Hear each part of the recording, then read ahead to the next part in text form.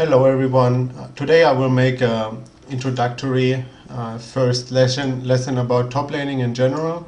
And what I want to talk about is lane control and when you should push and when you should not push your lane. So first of all, like what pushes your lane? Basically, you will always push your lane if you harass your opponent with auto attacks, because if you auto attack your opponent, well, there's some exceptions if you are quite far away from all the creeps, but in general, if you auto attack your opponent, the opponent's creeps will start attacking you for a short moment at least. If you run away, they will switch their aggro again after a moment. But if the opponent's creeps are not attacking your own creeps, then that means that your own creeps are doing damage to them when at the same time your opponent's creeps are not doing damage to your own creeps. Thus you will push your lane and then you will end up closer to your opponent's tower this way, if your opponent does not like de-push the lane basically. Also, if you do anything other than like careful last hitting, for example, if you use AoE skills to last hit the creeps, chances are that you will be pushing the lane. So and this is not always something bad, and I will talk about that in a moment. So if you have like a creep that you could last hit, but it's not necessary yet to last hit it because no creep is attacking it, then you should actually not last hit the creep immediately unless you want to push the lane. For example, or another example, if you have like ranged minions shooting each other, you should always wait until the last possible moment to last hit and not do it like in the first possible moment, because that will actually push your lane. But now let's talk about when you want to actually push your lane. There's a lot of cases when you want to push your lane. For example, if you want to recall to buy items, you definitely want to try to push your lane because then your creeps will be running into the opponent's tower and he will be busy CSing there while you are recalling, getting items, and thus coming back stronger to lane. Also, if you like quickly kill the opponent's wave, you will not lose as much CS until you're back to lane compared to if you would not have done that before.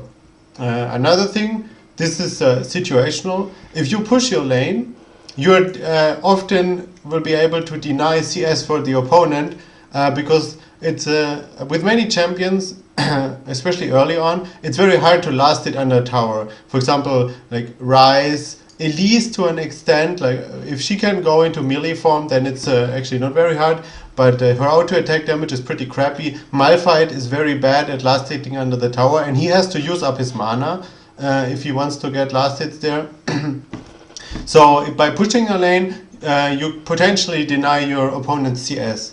Furthermore, if you push the lane, the creeps will often end up attacking the opponent's tower, and you have time to also attack the opponent's tower, so you can damage the opponent's tower by pushing.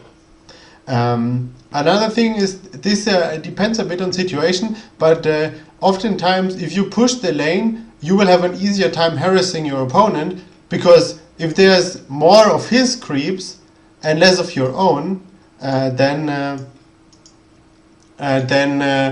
it's easier to hit with skill shots such as the cannon, shuriken, or the Jace shock blast combo. If your opponent has a lot of creeps to hide behind, well then you are not going to hit him. But if he has nothing to hide behind, then it's you actually have a chance of hitting him. And one last point, like upside of pushing into the opponent's tower is that you can actually roam. When you top lane, this is not such a big deal, but there are situations where you get to get a chance to, for example, if your jungler wants to help steal blue, like at around 7 minutes or so, and you just pushed your lane in, then you actually have an opportunity to leave your lane for a moment to help, for example, in the jungle or maybe even in mid lane. But now there's also some risks of pushing. And well, the most obvious one is if you're standing in front of the opponent's tower, you're much farther away from your own tower, and that means it's way easier to gank you. And also, if your opponent, for whatever reason, like at a certain point in time, is stronger than you, you will have a much harder time getting away from him if he tries to all-in you, because, well, you're farther away from your own tower. And yes, I mean, this is not very likely to happen, because generally if you're pushing your lane, you will have an XP advantage, because you should have, well, you should have more experience simply because you have already killed more creeps than your opponent. And so yes, like it's this case that like your opponent will all in you is not so likely, but the jungler coming to gank is a very big threat, and that's why with many champions you actually do not want to push the lane at the beginning of the game. And especially in lower level games, I feel like many people really have like no clue what they are actually doing and why they are doing things, and that's why I'm making this video, because I think that's a big weakness of many players at lower levels and even at higher levels. I will give you some example. For example, say you play Rise top. I really like playing Rise top, and say you play against a Lee Sin, and the jungle of the opponents is Nautilus. In this case, you absolutely do not want to push your lane, because if you like push your lane in any way and end up like closer to the opponent's tower than to your own, then you are super vulnerable to get all in by Lee Sin, who is simply way stronger than you on early levels, and you are very vulnerable to get ganked also, because the only escape you have is flash, and that has a 5-minute cooldown.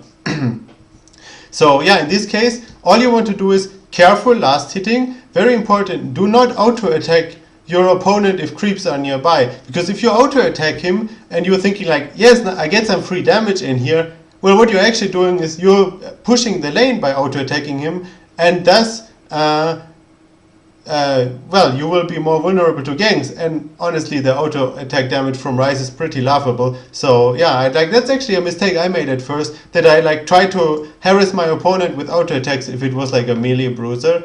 But actually, you're just not doing enough damage to make it worthwhile to auto-attack. So just really don't auto-attack, only carefully last hit in the last moment, and that will mean that, because most people, if they play something like a Lee Sin, a Darius, Irelia or something like that, people don't like carefully last hit in most cases. That will enable you to get the lane pushed closer to your own tower, and thus you can just farm in the safety of your tower and don't need to worry about ganks.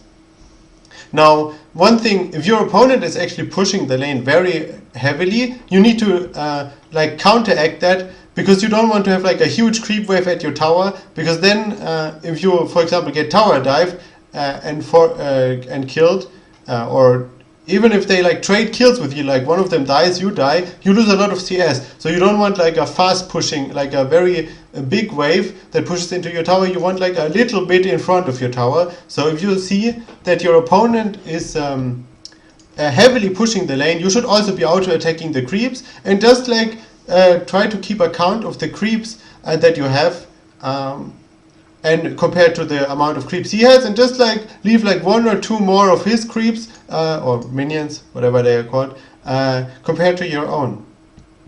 And yes, then you basically can try to freeze the lane safely in front of your tower, and that means in the end you will be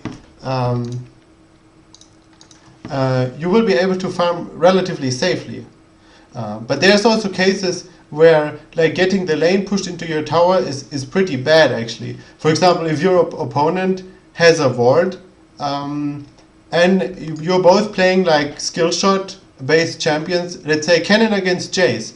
If you're Jace and you play against Cannon, and Cannon is pushing the lane into your tower, it's actually quite a big problem, because you have way less creeps. It's much harder for you to avoid his skill shots, whereas you can't really harass him. So in this case, especially if there is not a particularly strong like early jungler, it's much better to have the advantage in like harassing your opponent with their Q. Well, both champions harass with their Q. And thus, you, like in this case, you actually do want to push the lane towards your opponent's tower, because you get level ups earlier, you can harass better, and both of those champions are actually relatively good at avoiding ganks. Another thing you should always take into consideration when you decide whether to push or not is what kind of jungler does your team have, and what kind of jungler does the other team have. Let's say you're playing Cannon against Malphite. Early levels, this is a very good matchup for Cannon, because you can like relentlessly harass him and push the lane. But maybe if the opponents have like a Lee Sin, maybe you want to be a little bit more careful and not actually push so aggressively, or a Shaco. A Shaco is like the extreme example. Against a Shaco, I think it's almost never a good idea to push like very aggressively, because all you want to do is, if the opponents have a Shaco, is to like get like safely out of lane, just farm, and later, well, whatever jungler you have, he's going to scale better than a Shaco probably. But on the other hand, this is something I had some time. For example, if the opponents play Amumu, I mean, no one plays Amumu anymore at higher elo, but I see it, it's like a perma ban in like silver.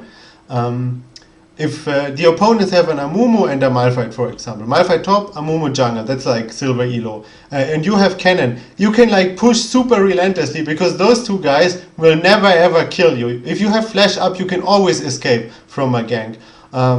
Especially because if you push the lane into Malphite's tower, he has to use mana to actually be able to last hit creeps.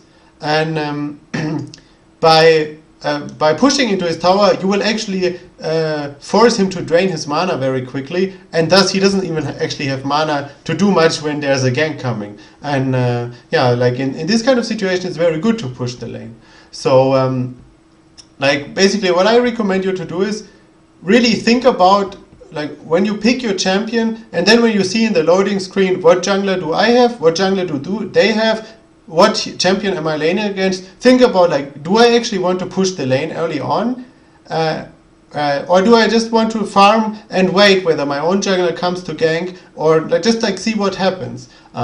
Because I feel like many people actually lack like a game plan when they go into the game, and I think like thinking about how you want to control the lane and what your actual like goals in the lane are is something very important. And well, the loading screen with people like having bad computers is often quite long. So I would recommend everyone to think about in the late loading screen, like whether you actually want to push your lane or not early on. Because I have a feeling that many people actually like, it happens kind of randomly whether they push their lane or not, and there's not actual thought behind it. But I feel like you can improve a lot and avoid a lot of like ugly situations where you suddenly have to recall with like a lot of CS coming towards your tower and such. If you really actively think about whether or not do I push the lane, and like what do I have to do and what do I have to avoid doing to like go towards my goal. I hope you guys like this video. I plan to make more in the next days, and I'm always happy if you give me feedback. Please post in the Reddit thread or in the YouTube comments. And please also tune into my stream. It's on Twitch TV/DarKFoRcE314, but it will also be in the description of this video. Okay, see you next time.